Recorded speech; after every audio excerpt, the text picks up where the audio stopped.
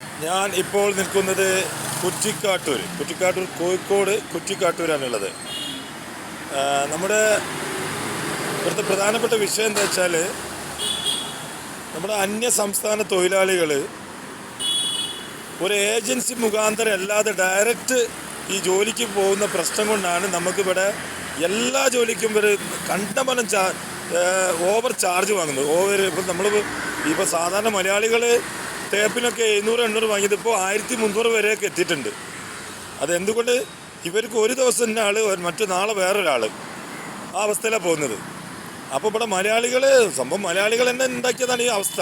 മലയാളികൾ എന്താക്കും? ഇവിടെ ജോലി ചെയ്യാതെ വിദേശത്ത് പോയി എല്ലാ ജോലിയും എടുക്കും. ഇവർ അന്യ സംസ്ഥാന തൊഴിലാളികൾ ഇവിടെ 300 രൂപക്ക് 400 രൂപക്ക് അവിടെ നാട്ടിൽ കിട്ടുന്ന കൂലി ഇവിടെ വന്നാൽ 1000-1300 കിട്ടും. അവസാനത്തെ ഏജൻസി മുഖാന്തരമാണ് ഒരു ഫിക്സഡ് ചാർജ് വന്നാൽ അത് പ്രശ്നം സോൾവ് ആവും. അവതായി ഇവർ ഈ പ്രശ്നങ്ങളും പ്രോബ്ലങ്ങളും ഒക്കെ ഒഴിവാകും ചെയ്യും. ഇവർക്ക് എന്താണ്? ഇപ്പോൾ ഒരു ബാർബിൻ്റെ പണിക്ക് പോകണമെങ്കിൽ രാവിലെ തന്നെ സാധനം വാങ്ങിക്കൊടുക്കും, പിന്നെ ബിരിയാണി കൊടുക്കും, പിന്നെ പണി കഴിഞ്ഞ് പോകുമ്പോൾ പിന്നും കുപ്പി ഓട്ടിരിക്കും. ഇതല്ലേ നല്ല സുഖമല്ലേ?